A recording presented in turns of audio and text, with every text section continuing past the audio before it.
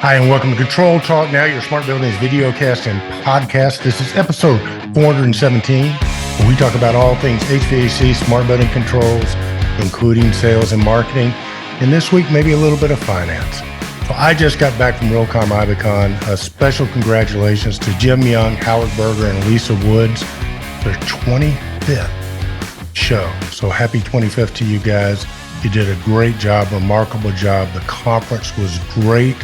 The people that there were great. The speakers were great, but it was kind of not without some minor faults, which I talk about in a post I put on Control Trends, the good and the bad and the ugly about Realcomm Ibicon. And there's a huge, huge red flag that I took away from this. And I talk about this on the Control Trends Smart Briefing, our weekly newsletter. I also talk a bit about it in the post I put on Control Trends. But bottom line, I mean, we are in a financial tsunami. At least a lot of these big real estate players are. You know, we've seen commercial banks that have failed here in the not too distant past. More are probably coming. And the real estate folks, what I learned, they're cautiously optimistic. They think if they can get through 2024, it's going to be happy days again. But getting to 2024 is going to be a real struggle for some of them. And I talk about this on the post on Control Trends and in the Smart Buildings News Brief. I'll just give you this as sort of a hint. Just be really, really careful about your credit. I mean, it's better. I think the strategy in this environment is to not worry so much about growing your business, but worrying about surviving. Because if we can get on the other side of this in 2024, it's going to be great. There are huge opportunities that I learned about there, primarily around ESG and indoor air quality. They're all being forced to comply to some of these ESG standards, which is going to be a great opportunity for us, but only if you get paid. So remember to get paid. I'm going to cut right to the show here in just a second because I got one of the greatest guests I think I've had in a long time. He should be the Team Earth most valuable player. This guy is a visionary. He thinks in the future.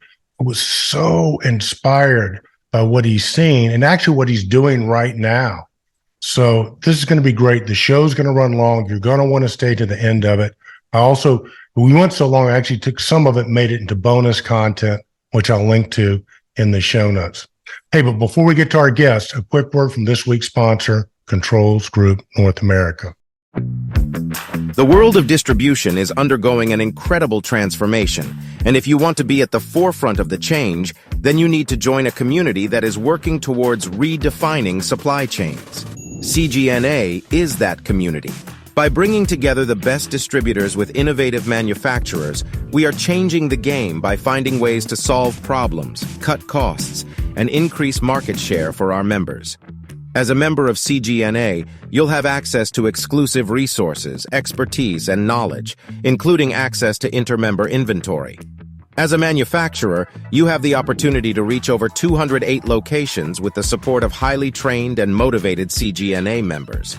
Together, we're redefining distribution and creating real value for our customers. So why not be part of something bigger than yourself? Join CGNA and let's ride the waves of change together. Welcome to a world where synergy reigns supreme.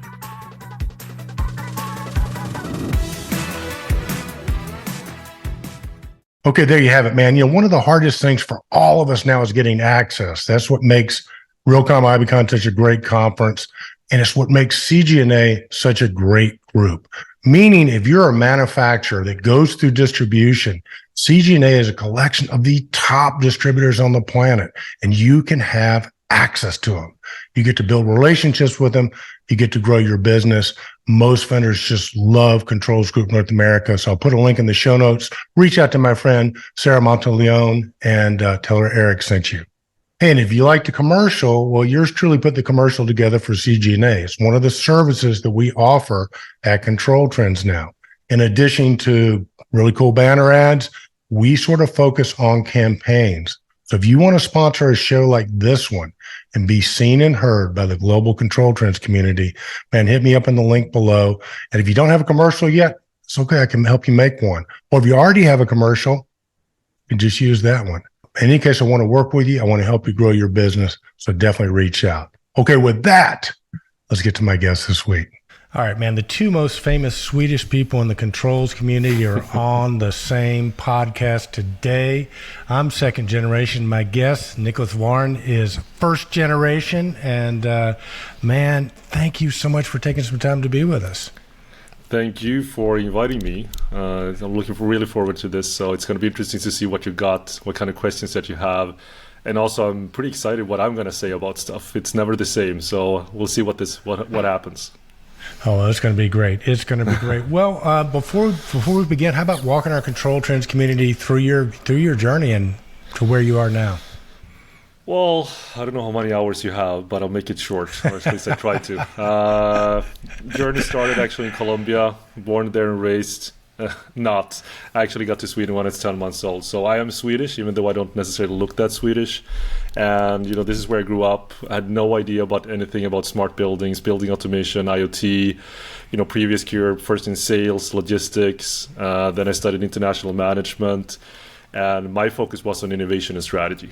And the more I read about, innovation, strategy, entrepreneurship, and this international management and studying in South Korea, Switzerland, taking courses in development aid management and getting this global understanding of things, why not be the best at solving all problems in the world and actually, start a company or have a company that operates in all countries in the world. So that's sort of like, that's honestly, what I did or what, my focus was. And then I said yes to a lot of different things. I invested in an audiobook startup in Nigeria. We got picked up from an accelerator track in Finland. And at Slush in Finland, that's where my journey started, where I'm sitting right now. So do you want to hear it? You said an audio book club in Nigeria? Yeah, audiobook startup, yeah. I was an advisor Nice. I was an advisor for a tech startup, right? An incubator in Lagos in Nigeria. And they had, so I was advisory going through business plans, advising them on everything, go-to-market strategies and all this kind of stuff. And then one of the startups, they came out of like the first year, the cohort that I was advising, they were focusing on audiobooks for education. That didn't really go well. And this was, at the time where Audible, this is 10 years ago, something like that. So Audible was, become a little bit bigger. And here in Sweden, we had some startups, also, gaining ground, and audiobooks was clearly, it was sort of going at it, right? So I thought, Nigeria, 200 million people, most of them speak, English to some extent. What can go wrong? Everything, obviously. but that's another story. So I invested in that company. I helped them pivot to audiobooks. And again, we got investment. I mean, we were selected as one of the 1,000 most promising startups in the whole of Africa. Again, got investment, picked up on accelerator tracks. I had my own web agency at the time as well. So I helped them, develop websites and strategy and all these kind of things. It's a fun journey. And again, when we were picked up on this accelerator track at Slush, which is the world's largest entrepreneurship event in I think in the world, that is based in Finland, I was just waiting for my team, and not schnapps, but grabbing a beer at the bar. And I was just waiting for my team, and I just asked this guy, is it okay if I stand here? Right? He was standing at the table. So yeah, sure, fine. So again, at conferences, so what do you do? Yeah. And then he showed me on his phone how he could operate, he could look at, who's opened up the refrigerator, turn on and off the lights in Iceland, right? So we were in Finland. Wow. He showed me this in Iceland, and this is 6-7 years ago, something that. And that was, the founder of Go-IoT. Okay. Yeah, so that guy. So I had my, you know how it is at conferences. You talk to a lot of people. You know that you're going to go in business with a couple of them. That never happens. And there's always these outliers. And you end up, talking to them. So I talked to him. I helped him with some website development, strategy, go-to-market stuff. And the more I, understood about buildings, the more I really wanted to know more, right? And again, you have to remember that I wanted to make an impact in the world, right? And buildings actually exist in all countries in the world. Yeah. And the more I knew, and you learn about BACnet, web services, one API to the building, I saw like 7 years ago that there has to be an app store. Yeah. There has to be an app store for buildings. That's it, right? And there's creating that app store, having like an API, and what Go-IoT did was really phenomenal, I think. Turning IoT data, combining that with like traditional BACnet, building automation stuff, and putting everything as BACnet objects, right? It was revolutionary at the time, but I think it was too early. Yeah, because we were like one of the few ones that actually use BACnet web services. I don't know who's listening, but if anyone out there knows Steve Tom from the legendary sort of BACnet days in ASHRAE, his articles, I love them so much. It's you probably finding those on Ken Sinclair's site, right? Automated buildings. Yeah, absolutely. And I was part of the BACnet marketing community. But anyway, so that's sort of the version how I fell into the building automation space. And one of my first meetings was with Terry Herr. He's also a little bit of a legend from Intellimation, I think, out of Philly. But anyway, so I remember I actually have the notes, just notepad notes of that first conversation. And I understood 5%, maybe 3% of what Terry said, right?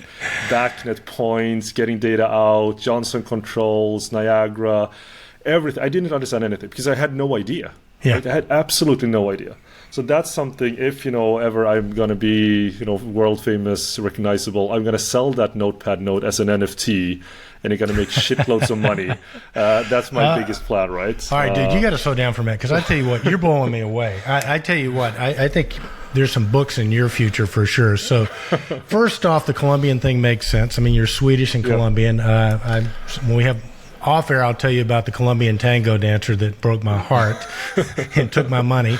But that's a story for another time.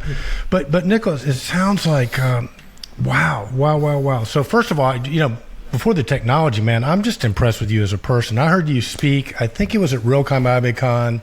I've heard you speak a couple of times, and both times I heard you speak, you totally blew me away.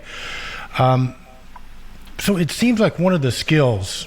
I'm going to pivot here a little bit, but it seems like one of the skills we really need to develop in our community is integrators and problem solvers is the ability to access and amass information quickly, synthesize it, and be able to use it. And you said something that really impressed me. I got these notes. I only understood 5% of it, but you took the notes, and I'm assuming you understand it all now. But So talk to me a little bit about. Let's pretend like we're talking to some people, and they're kind of going, man, this technology is moving way too fast for me. I just can't keep up. Talk about some of your strategies for just how you amass the information, synthesize it, and then we can about how you use it. Okay, that's a great question. And just back since 7 years ago, working through Go-IoT, learning about BACnet and IoT and all this kind of stuff, and then when you get construction. Being a management consultant, working for ventilation companies, heat and ventilation, air conditioning, and learning these kind of things. And then, fast forward, I have my own company, been doing this for 4 years, and now starting a couple of other companies as well. But the thing is that even if I understand or really passionate about, learning about AI, digital twins, the hype cycle stuff, I don't necessarily think that everyone is like that. And the point is that not everyone should be like that. But it should be much easier for people that have a problem, or you're a real estate owner, or you're a user, you're a tenant, you're an integrator, or you're a vendor, you're selling stuff, to actually being able to talk to other people in a native way, right? And again, I have this concept that I call invite to innovate. Oh, I like which that. Is basically, but the thing is, now on LinkedIn, everything is about AI. Right. Last year was about the metaverse. Before it was, of course, IoT and digital twins. Now everything is about AI, and I don't think it's necessarily that you need to be a prompt engineer and all the stuff that everyone is talking about today. And it's more like the ability to be able to explain the situation that you're in, what stresses you out, what do you want to do more of, in a way that anyone and everyone can understand. Yes. And I've been through working with healthcare, self-learning vehicles, Industry 4.0, all this kind of stuff. And everyone is more or less the same, right? They all have their problems. You have the cutting edge, which was basically 0.1% of any industry, and then you have 99.9% that is basically 20 years back. Or 25 years back, right? So that's how it is. And it's not only true for building automation or buildings. Any technology, right? Any industry. Any industry, bar none, right? So the big question is, how do you go from where you are today, irrespective of, if you're using cutting edge technology, or if you're using old school stuff or whatever it is, to actually where you want to go and leapfrog to the cutting edge right now. And again, like, how do you actually do that? And in my opinion, again, it's all about digital twins. As you probably, everyone that knows me, that's, what I would answer to that question. But I'm also going to tell people why. Yes. Right? Yeah. Okay. For our audience who might not know, I think most of them know what a digital twin is, but let's give them a little stable datum. Tell them what a digital twin is, and then tell us. Yeah, I'll tell them, or I'll tell you who's listening. Yeah, tell me. I'll be the surrogate audience. What I think about, what a digital twin is. Because if you ask, digital twin people what a digital twin is, you're going to get 500,000 a lot of people think you and I are digital twins, both being from Sweden and all, so go ahead. That is one version that I definitely can subscribe to. But no, I think a digital twin for me is just that, it's a virtual or digital representation that represents something in reality. It could be a product. In our cases, it should be possibly a building, or again, like a product in a building, whatever that might be. Well, let's imagine it's your home, or again, a commercial asset or a school, whatever that might be. And you've actually taken either the drawings, built up the 3D models, or you just walk around with your phone and download something called Polycam or Scaniverse or whatever that might be, and you scan the assets. So it has to be in 3D. This is not a dashboard, that is populated with data. It's actually a 3D representation of something that exists in reality, right? Or will exist in reality. Yes. So it has to be in 3D. And then usually what people say about digital twins is that it has to be fed with real-time data at specific intervals, so-called twinning rates. So basically you connect all the HVAC or the energy stuff, and you actually give it meaning and context, not only in a dashboard, but actually feed it to where it's supposed to be. So if you look, you've seen all these James Bond movies, yes, where you're tracking a villain going through a house. You can see actually, he's now in the elevator, right? And now he's going down, and now he's going to this floor, right? Just like the 3D version of this, but again, fed with real-time data. And the reason for that is, it's again going back to this invite to innovate. So even before you would have the real-time data, I would say that the 3D model, if you just, imagine someone just, or you scan something in your home, right? You want to buy a new dishwasher, or you want to create a home alarm system, or whatever it might be. And instead of doing it Google, or go to trade fairs or to conferences and what is this stuff about? But you have no idea, because you're not an expert in access controls or alarms or HVAC or building automation. So you have to sort of try to explain the situation that you're in to someone that has no idea about the situation that you're in. And you have no idea what they're talking about, because you're not an expert in what they're doing, right? So there's always this mix and match or mismatch. So instead, the difference is that you invite them to innovate with you.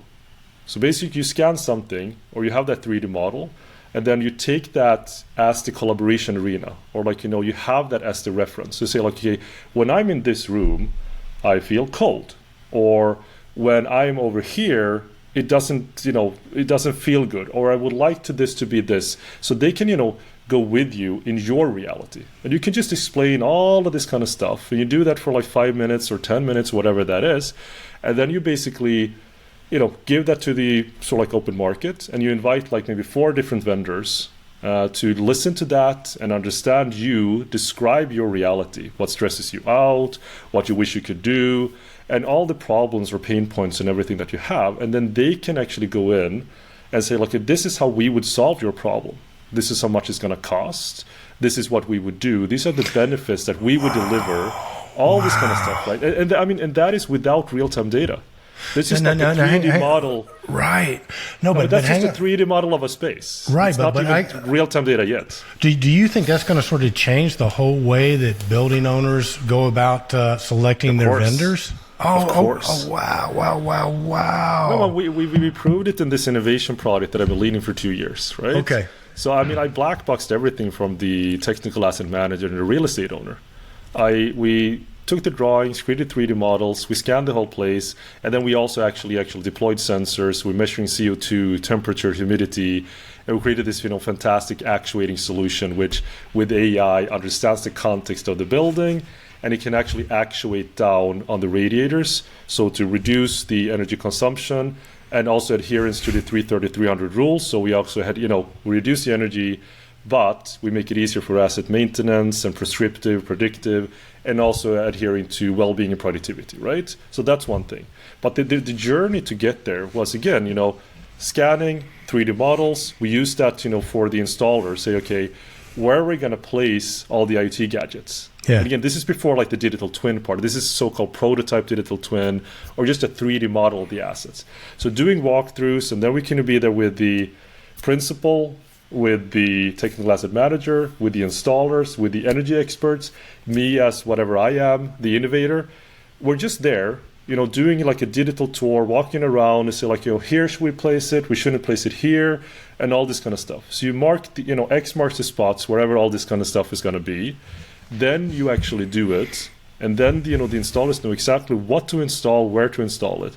And if you do it correctly, which is what we're working on now, which I find really fun, is that if you prepare all this kind of stuff, you just deploy the sensors and you turn them on, and they find their way into the 3D model automatically. Oh, wow. Right? There's no integration work to be done. Yeah. They just find their way, and it lights up like a Christmas tree. And you get, understandable data, know where it's coming from, and it's tagged and structured and standardized according to Haystack, Brick Schema, all this kind of stuff. Okay, so my point was that when we did this, I could go to vendors and basically say, here's the asset, right? Here's the 3D model that has ventilation, electrical, all this kind of stuff that you can toggle between, you can see behind the walls and do all this kind of stuff, right? And here's the real-time data from the asset. So what can you do with this? I didn't talk even to the technical asset manager or real estate owner or even the users. I just said, like, this is the asset, what can you do with your solution? You're claiming that you have a digital twin solution for us. Show it. Absorb the 3D model, get the real-time data in, and show me how much it's going to cost, what I can expect, and how much time you need to deliver value, right? Yeah. And some of them, it took like 3 days to get something up and running. We could show that to the customer and say, again, this is how much it's going to cost, this is what we need to do, etc., etc. Some of them took weeks and months, so they were they weren't even in play, and no one paid a penny, right, to get this stuff done. Because I just asked them, this is an opportunity, here's quality data and the 3D model, and invite to Innovate, and then you bring in the real estate owner or whatever it might be, the user, and you just collaborate in that space so they can basically do everything in digital twin first, and then once you make sure that this is what I want, this is what I can actually pay for, that's when you bring it into real world and reality. Okay, have you done this in the United States, or is this something you've done in Europe? No, this is what I'm doing basically everywhere. Okay. And also in other industries. But for real, we've done it for 2 schools here in Sweden. And that's why I'm a little bit exhausted, because I've been up since 4 a.m. finishing up this submission for how to scale up AI when it comes to smart building systems. Wow. So we had that submission today as well. But no, it's in full sort of production. Okay. Definitely. So that's Winniio. That's your business model. Is that? Yes. Okay. Yes. So, yeah. All right, man, this is fascinating stuff. I do want to sort of get a little more granular with the business model, because people are going to hear this. They're going to go, okay, if they want to get involved, walk me through the process. Is it kind of like it starts with a building owner and some integrators that are willing to innovate together, right? Collaborate together. It's just like a super MSI, basically, right? Okay. You want to work with the users and with the real estate owners and help them get the best solution there is. Right. And you're just doing it in a little bit of a modern way, right? That's basically it. It's not, and again, I'm not an expert in everything. And the benefit is that you help the ones that are experts in whatever they're experts in allowing them to understand more of the context which they're trying to improve.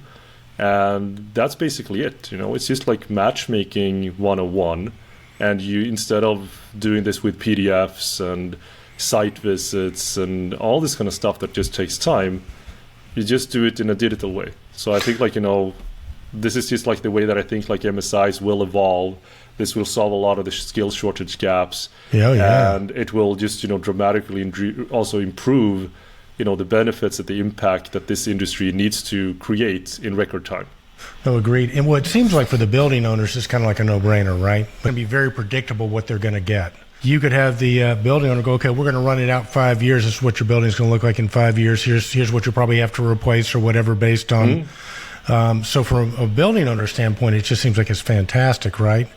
And then I guess from an integrator standpoint, like you said, if it's a super SI or somebody does really quality work, they're probably intrigued because they're getting away from the bid and spec part of it, right? It's where low bid wins and then things get factored out. So, and then you're kind of like you said, the matchmaker. I like that. And now, who typically, I mean, this is probably a crass question, but I'm curious. So how do you get paid? Yeah, that's a really good question. I think the platform that we created, we're getting that out to markets. It's like classic digital twin platform play that we want to get to market. The business model is not necessarily set yet. And then it's consultancy, right? I mean, it's getting this stuff done. But the difference is that instead of delivering PowerPoints, and that is sort of my role before as a management consultant. You deliver PowerPoints and you wish good luck and hope for the best for the customer, and then you come back 5 years later, unfortunately, to realize that they haven't really done that much, right? It's actually creating this value and working with them, and not necessarily deliver PowerPoints, but actually show them what the best version of their future would look like, right? So, I mean, that's sort of what I do, and I think that's sort of what Winniio does. But we're also starting up, a new company which is called Decarbon Solutions, which is also related to decarbonization of buildings, where the intent is to actually reward people for saving energy. Okay. Right. So, I mean, it's a take on this, tokenization, crypto, but actually using blockchain and stuff to create value in the world. Not just I realize this will probably take 15 podcasts to get that down, but that is intriguing.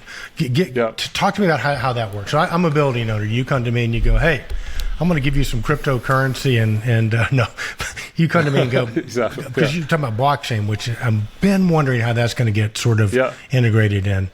Yeah, I actually remember when you had the hiatus and you talked about how your kids or your grandkids, looking at this gamification stuff and rewards and incentives and the metaverse. I remember reading about that, but anyway, so basically how it works, it's also for building owners, but it's also for, let's say, the average Joe, which my co-founder or our co-founder is Philip Kopp loves to say. And the whole point is that if you look at let's say dumb grids that wants to turn into smart grids today, there is not that much real-time insight. There's not that much data or quality data from what's actually happening beyond the meter, behind the meter, and what real estate owners do and all this kind of stuff. And this is, the reason we come up with this is because of this project in Sweden that wanted this, self-learning, wireless, platform-independent, AI-driven smart heating system so that energy producers can understand what's happening in buildings. And of course, building owners could create better buildings that reduce the carbon footprint of the entire building, right? And then we just thought about, okay, this needs to be everywhere, obviously, right? Not to make money, but actually, we need to create better buildings faster from the existing building stock. And, how do we go about it? And then, all this kind of crypto stuff, and so maybe if we reward people, right? And we looked at, something called Helium Networks. So Helium Networks was this crypto-based company where you could buy these hotspot routers, and then you earn money for it, right? You earn tokens. Okay. And in the beginning of this, you earned a lot of tokens. And those tokens, of course, represented money. So you can make a passive income of, I don't know, $5,000, $10,000 a month. Okay. Right? A month. Wow. Just because buying one router. Wow. So, wow. So people bought a lot of these. And basically what they did, you look at it, again, like a Google Earth kind of perspective. Yeah. And they had this hexagon grids. And then it's okay, we need more data from this area of the world. So if you buy a hotspot and you provide data and insight in that area, you're going to be rewarded for it, right? You're going to be able to mine tokens because you're actually, filling out a void of data that we desperately need in order to do some stuff, right? So we thought that was a really good business model. They sold a lot of hardware. And then, the tokenomics, as in the economics behind it, weren't necessarily that sound in the long run. And I, again, like I said, I want to, solve all problems in the world. I want to operate in all countries of the world, right? So it's sort of like the global digital twin perspective. So anyway, so we had that kind of business model. But at the same time, we see cloud costs are rising. And I don't know how much you know about what I've said in the past, but I also believe that it's not cloud native, it's edge native. And I think from the building automation community that understands this, that local control first. You don't want to send all the stuff to the cloud, especially not the intelligence and the controls, because you have to have a resiliency, closer to the source of the data. And what I'm also a big proponent of is distributed intelligence and AI and machine learning and all this kind of stuff in the very building, right? And the comparison is, if you have a Tesla, if the connectivity goes down, you don't want it to drive off a, right, a cliff or whatever, a cliff or a bridge, right? You want that intelligence to actually reside in the car, which is the same for buildings. So doing all these kind of things, okay, we need to reward people for what we want them to do, right? Incentivize them to save energy, to reduce their energy consumption. And we need to do this in a way that, minimal cost. So let's create a decentralized cloud environment that is built up by people with this router. So the difference between, let's say, Helium Networks, which just had a data push, we're selling these hardware units right now. We pre-sold, I think it's 40, 50 of them right now, because again, the ones that understood Helium Networks, they know that if you get in early, really early, you can really make a passive income. So the ones that now have bought in, they're going to earn a lot of tokens, which is, of course, going to correspond to a really nice passive income stream. And what they do, and they earn the so-called net zero tokens, so NZT. Okay. So the road to net zero, journey, right? Well, so is that the name of the token, the net zero token? Is that the one that you guys are promoting? Yeah, okay, exactly. So NZT works on network. That is the part of the sort of decentralized blockchain operations, whereas Decarbon Solutions is the actual company that sells these, hotspots, routers. We call it meta-cloud routers. And then what happens is that, this is now I'm answering your question. So for the ones that are listening, thank you for, keeping with me. So if you're a building owner, a residential or building owner, or you have actually, in the beginning we tie this to solar. Right? So the first thing is you buy a router or the server, you participate in the network, and you build up this decentralized cloud network, right? Which is supposed to be, hosting a blockchain where you can store energy data on. So the first thing is you build up the network. That's what we're doing right now, pre-selling the servers so you can earn a passive income. The next one, which we're also doing right now, is selling this energy meter. So you have that installed, tied to your solar installation, and that produces SRECs, right? So renewable energy certificates, and it's actually a hybrid version. There's an existing market for this, which is brutal, it's massive. But what we do is we take that data and we store that on the blockchain. And then the intent is to create these so-called carbon credits.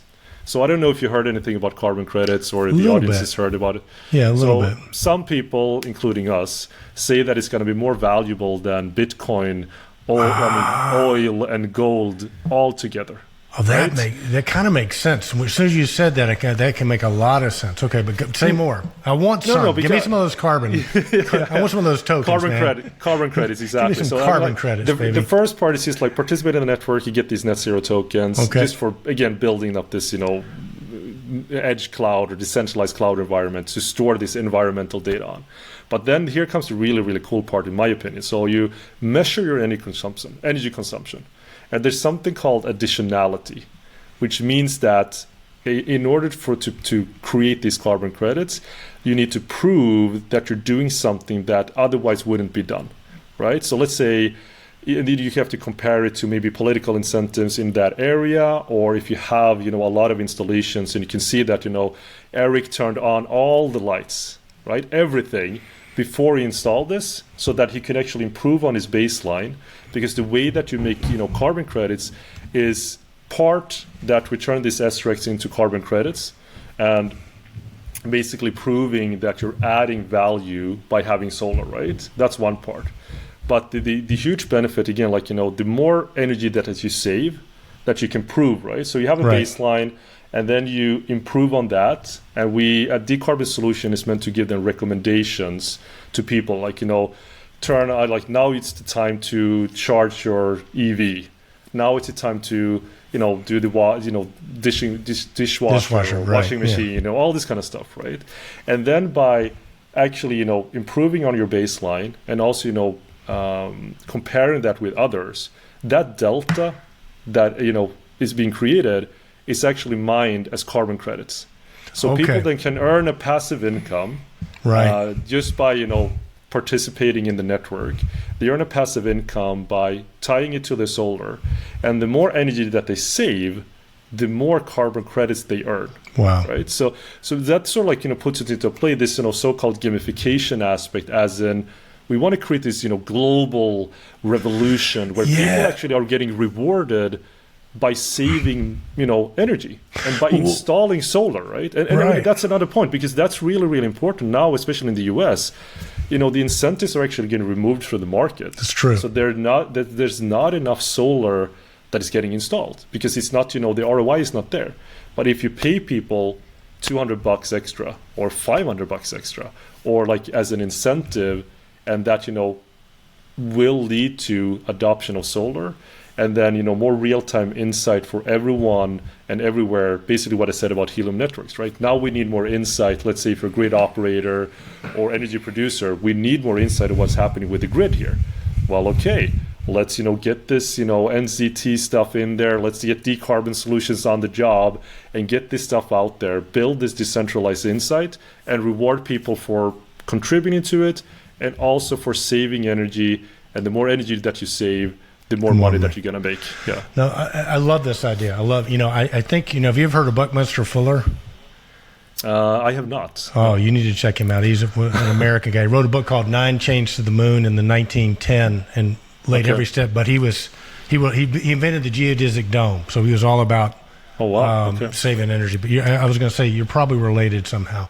But Critical Path and Synergistics, 2 books you might want to check out by him. But now, so you're talking about doing this without necessarily having the governments involved. Am I understanding that correctly? Because it's decentralized, or are you trying to get the governments involved? It's both ways, absolutely. I mean, we want to, Helium Network was called like the People's Network, right? Yes. And that's sort of something that we want to do as well. And I mean, I just remember that we talked to someone, in South Africa. And, there's like Sweden, Colombia, South Africa, the US. But in South Africa, they have this problem with the grid. Right? And they have to turn it off 8 hours, and then, you move on to diesel generators or whatever that might be, right? Because the grid is, it's not really great. So when we talked to this guy about this, he said this is perfect for governments. This guy, almost started crying because it can get people to create this passive income. And it's also helps society level up and evolve to a place where you have more stability in the grid and more insight, right? So we're in discussions with a lot of different government entities, utility companies, and having discussions about LOIs and installations and implementations. So it's both ways, right? But I think the NZT work portion, which is the decentralized sort of Web3 so-called DAO, so decentralized autonomous organization that we're building up where everyone can participate. Right. That's, part of the blockchain aspect. But it's not an either or, because of course you need governments to get this stuff done. So we're talking and, more than talking to a lot of different people in a lot of different countries everywhere. Honestly. This is so great, Nicolas, man. I applaud you. This is, to say ambitious is a great understatement, but it's needed, right? So, but what I'm hearing you say is, we want to get the governments involved, but we don't have to wait on the governments, right? Yeah, so, absolutely. So, all right, so for example, somebody like me, I say, hey, I'm in. Yeah. Would I have to have a building, or could I do it on my home, or No. I mean, the first thing is you just need to participate and host this data, right? Okay. And that's the beauty of it. I mean, if you have a house, if you have a solar panel, you can buy into the next level. But the first entry level right now with the Founders Edition of the Meta servers, we have 500 of them, right? And we sold 40, 50. In the last couple of weeks, because when people actually understand how this works, that you, Eric, without a solar panel, just, a smile and want to create a passive income and want to be early bird and actually want to contribute in hosting this energy data that is going to revolutionize the world, you just buy one. That's it. You go to Decarbon Solutions, you buy one, you pre-order, a server, and then, soon when we're operational, you're going to get one, and you're going to participate, and you're going to store the data on the blockchain, and then all that data that is being accumulated by people who has bought like the energy meter and ties it to the solar, then that's going to be stored, on this decentralized blockchain, decentralized cloud environment that you, as a listener, or you, Eric, actually participate on, right? So it's that easy. Cool. You just, you just buy a router. But it is also predicated on having solar, right? In other words, I need to put solar panels for it to even be worthwhile. No. Oh. Not for you as the first one. Again, just think about it as, you co-host a decentralized cloud environment. Okay. That's it. Gotcha. That's the only thing that you need to do. All right. And then if you got a house and if you want to, reduce your energy consumption and, being rewarded with, carbon credit tokens, right, that's when you can do that as well. Right. So it'll be a way for me to track that. I could track my energy saving. Exactly. So, one, I'm hosting, I might be getting some tokens for the hosting. Two, now I'm reducing my carbon footprint, and I get, okay, that's cool. Exactly. So it's we think that it's really smart. Yes. Our early investors think it's really smart. Our early buyers think it's really smart for them because again, they create a passive income, right? But again, I would love to go back also to the smart building side a little bit. Maybe this is far off on a tangent. I'm not really sure. It's a great tangent to be on. But let's go back to the buildings a little bit, and so let's talk specifically maybe to some of the integrators in North America as well as around the world. How would they interface with you? Because obviously, you do consulting, you do strategy and innovation, you do coaching, you do a ton of stuff. So walk me through some of the services you would provide or could provide. So if somebody hears this and go, I don't want to connect with that guy. What can he do for me? Yeah, it's a good question. I got to connect last week, basically same stuff, looked at the Winniio website and said wow, you do time travel, teleportation, what is that? AI, all this kind of stuff. So I would say that especially nowadays, basically understand how people, what to understand about AI and what not to understand. And of course, how that relates to the smart building space, whether you're an integrator, an owner, installer, MSI, whatever that might mean. So explain that perspective of what is important and, tailor that to, again, those, whatever you're doing in that space, right? And I think it's a lot of difference, how to think about it.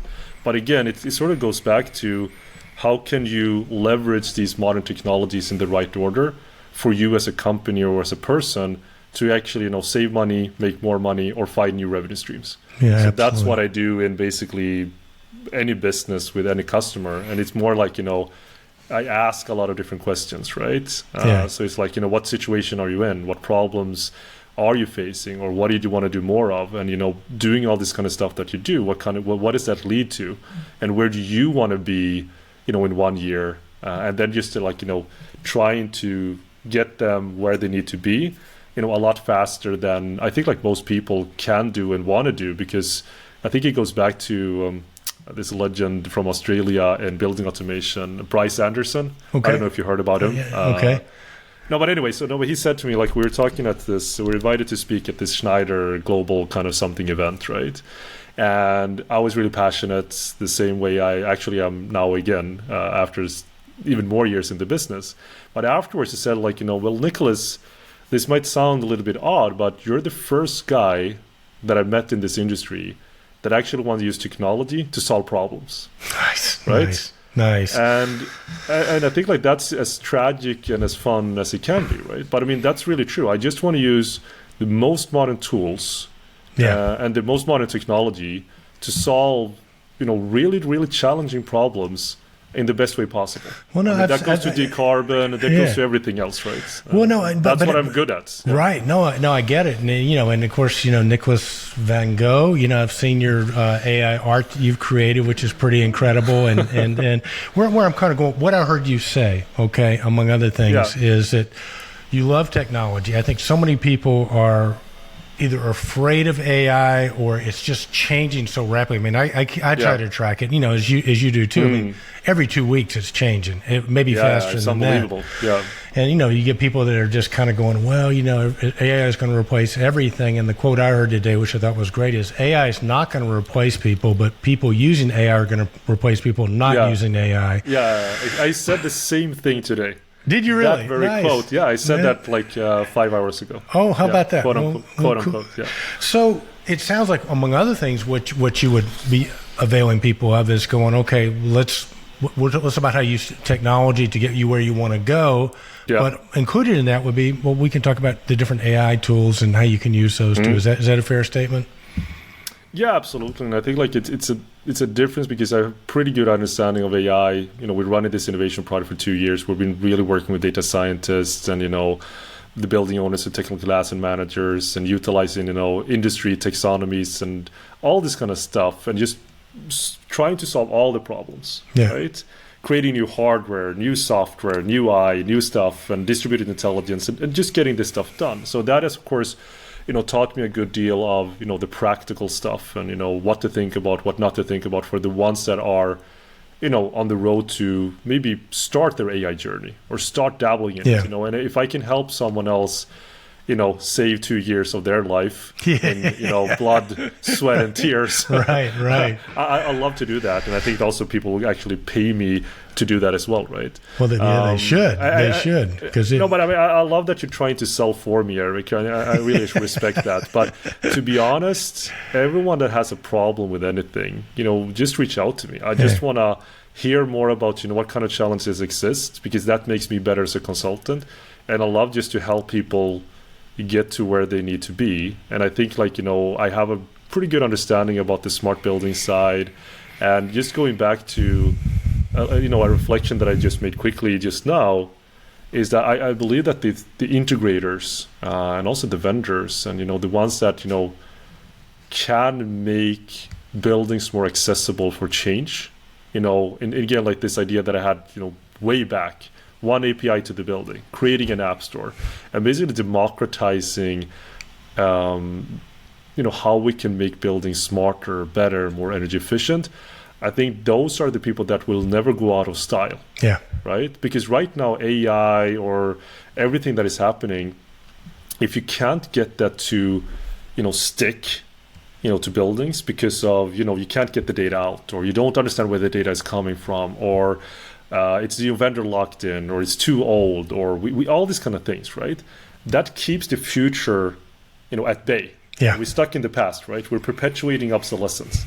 However, if you're an MSI or an integrator or even a vendor and, decide what kind of products I want to spec or what I want to get into the building, that actually makes it easier to create, better buildings and do that faster, and maybe use some of these visualization tools, that, an example is, my two kids, right? Maximus and Isabelli.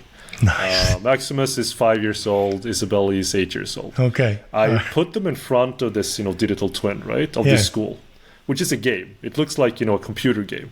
So they were there for 30 minutes, right?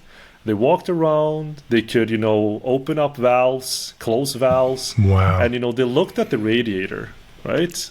And it's like, this is really cool, right? Because you can see the warm water flowing in, and then it cools down, and then that's how the radiator works, right?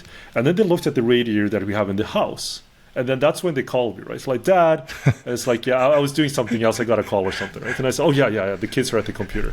So I just like, isn't this the same thing, right? Nice. And then we talked about how smart heating systems work, what I do for a living, all this kind of stuff. And I walked them through a school environment. This is the heating, ventilation, air conditioning. This is the radiators. This is like, where the intelligence is. This is how the water travels. And today, you can't necessarily do that with the tools that are at, most companies' disposal. And I think, again, we talk about the skill shortage gap. We talk about, future generation. We talk about all this kind of stuff, which is, again, it's a lot of talk. But I just see that, I've been shown so many different solutions during the last 7 years, right? I'm not an expert in energy or FDD stuff or all these kind of things. But if I can see this and I can explain, or someone else can explain to me also what this means in a way that I can understand, it makes everything so much easier, right? And I think, like, if just MSIs or integrators would just, again, like, look at, in 5 years, let's say in 10 years, this building is probably going to have the same products. It's probably going to have the same interface, right?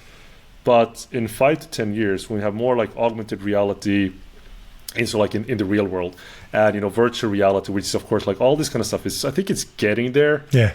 Slowly but surely. But if you're not speccing it right now, then you're sort of like condemning everyone to be stuck in the past, which I've said before. Yeah. And I think that's a really big problem. So I think, like, be curious and try stuff out. You don't have to do like big bang approach. Just to, like, try something with a room, or just one ventilation on something, or whatever it might be. Yeah, you got to get in the game, right? Yeah, absolutely. You got to get in the game. Do that. Well, listen, I want to ask you: Did you see the stuff that like Mike Mitchell at Cochrane was doing with his augmented reality glasses I think I was on the panel, a panel where we talked about this. I think, was it at the we showed it at ControlTalk. They've had it for a while, but it integrates a bit. But that's just an example. No. I work with these kind of things, right? But that's actually a good segue, and we didn't plan this for the ones that's listening, to one of my major customers, which is EDX Technologies. So is it okay if I talk about that just briefly? Of course. Yeah. Okay. Yeah. Hey, man. But I mean, I think it's, again, like, it's really interesting because their background and pedigree is one of the best solutions for wireless planning when it comes to telecoms industry, right? So wireless planning, it just like a short history. I wouldn't say lesson, but a history journey, a history of time, is that for 2G. It didn't necessarily need that much information about the spatial context, right? Okay. The radio waves would, fly everywhere, would hit home and all this kind of stuff. 3G, you need more information where buildings are, where trees are, to plan, what the network's going to look like, right? Where cell towers are going to be, so like to optimize the connectivity. 4G, you need even more information. 5G, you need even more information. So having that legacy, they say, like, okay, well, we need to help our customers stay up to date what is happening in the real world. So what they did was to create, again, a global digital twin of the entire planet. So think like Google Earth. Oh, wow. But cooler. Yeah. Do deals with all the satellite companies and basically package satellite data so that customers can actually subscribe to any part of the planet. Wow. Which is pretty cool in its own, because the way that it is done today is that you buy maps, right, to plan these networks. Okay. And then it might take some time, and they change something would change. Maybe not forests would grow up, but I mean, like, buildings are being built in different places. Something might change. So then we're actually installing the network and it's operational. The whole reality around it is changed, right? And that's not necessarily great. So by helping people then subscribe to that reality and keeping that up to date, basically what you have then is a global digital twin platform that can build up a 3D context anywhere on the planet. And then what they also did 5 years ago, which is why I'm telling you this about augmented reality, is that what if we would actually, again, going back to this digital twin aspect of showing the future, the best version of the future, to the people in that city or in that area. Oh, right? Wow. So this is the coolest thing about digital twins, and they sort of like they've actually been doing it without calling it digital twins. So you go into, I don't know, where do you live? Which city are you in? Atlanta, Georgia. Okay, so you go into Atlanta, Georgia, and then let's just subscribe to the map over Atlanta. Right? And you build it up with so-called like GIS information, geographical information systems, and you get where buildings are, where the trees are, and all this kind of stuff. You build that up in 3D. So you have that spatial context. And then you say, okay, where are the existing networks? So you build that up and you take that in data, and then you can visualize, what the existing connectivity sort of like layer looks like. So if you would go out on the street with your phone or smart glasses in the future, or HoloLens, whatever that might be, you can actually view you know, where it's good connectivity. You can see, I mean, you can see you can see gaps in the sky, right? So you go into look up into the sky, and you have like this mesh where you're actually making invisible data seen. So you can see okay, let's go over here, Eric, where there's good connectivity. Yeah. So there's going to be no more. Can you hear me now? Can you hear me now? You're just going to go. Hang on a second. Okay, yeah, I'm just going to walk over here. Yeah, exactly, right? Oh, that's so cool. But the cool stuff hasn't even started, because now what happens is exactly what we said before, right? So you have the as is, and that for me is the most important thing. It's not AI or what the future is going to look like. It's exactly, what does the now situation look like? What can we actually do, and how can we make that understandable for everyone? So again, you have this, and you have the existing connectivity layer, and this is where the digital twin really comes into play, because now you want to make technology work for you and with you. So what you do is okay, how do I get from where we are today to 100% connectivity, right? So all these gaps that we now see in the sky, suddenly everything becomes green, right? It becomes this complete connectivity layer. The northern sky, baby. Yeah, and the digital twin calculates then, where the cell towers are going to be. Oh, wow. What's going to be in the cell towers in terms of, the equipment, all this kind of stuff, and also how much it's going to cost. So if you are a decision maker or an installer, you would actually see what the current assist situation looks like before it actually gets happening, in reality, because you see this in augmented reality.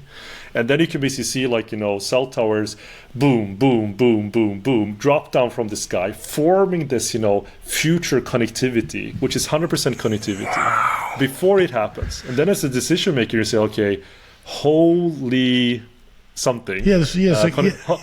I mean, there's the risk goes down to minimum. Well, no, now you go to your banker, and you say, we need to borrow this much money. Well, what's your collateral? Look at this, because it's proof of concept's there.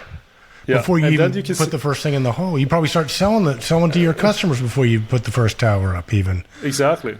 And then you can make the argument, when we have this connectivity, all these new services and become available to us as a city. We can do these kind of things, which will lead to higher GDP, more income. And you asked about integrators or vendors before.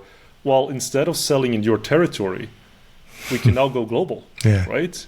We can do this and offer our services and our products not only in Atlanta, but anywhere on the planet at the speed of latency. So I think you copy the real world into a digital twin. You ask the digital twin, how do we get to 100% connectivity in this area? The digital twin will tell you and show you exactly where this stuff needs to be. And then it's just a matter of training installers in the metaverse, if that's what you want, before they actually do it in the real world. So once you're actually doing it in the real world, not only will they have what you probably saw then at ControlsCon, the overlay of instructions, like the IKEA manual, if you go back to the Swedish side, but you're going to have that in front of you. So not only will that, upskill people, and we solve skill shortage gaps, and we'll also make it so that, again, they've already installed this before in a digital training environment that represents their reality. And once they're doing it, they know exactly where it's going to be. They know what the connectivity network is going to look like. So when they turn the cell tower on, so to say, they can just see, okay, does it match what we already can see before it happens? Wow. Right? That is so cool, my friend. And it's so cool, but the coolest part that it's here right now, because it sounds so sci-fi, right? It sounds crazy, but it's just putting all these pieces together. And again, this is what you get when you have a crazy idea that you're going to solve all problems in the world and operate in all countries in the world. I love that you think that big, but I can tell you why it won't work in the United States. Please tell me. When the government gets involved, when the politicians get involved, that's when it's going to go to hell in a handbasket, because one party's going to bring it in and go, hey, we can do this, and the other party's going to shoot it down because we got to do you have a solution to fix our political system over here? Because if you could fix that, then we could get some stuff done, you know? That is very true. And I don't think that's only for the US. We have all this kind of stuff here in Europe and basically everywhere as well. We have 4 years in one direction, or maybe 8 years if you're lucky. And then it's, 8 years or 4 years of dismantling that and going back. And then basically you're stuck in limbo, basically. No, but I mean, again, like EDX Technologies and EDX Wireless, they are in the US. Yeah. They are the number one solution provider in the US. Oh, okay, they already. Are doing this. Yeah. They are doing this. So again, like if you just imagine you have like a national map of the entire United States, right? And then you see 200,000 cell towers, and you see where they have, network coverage. Yeah.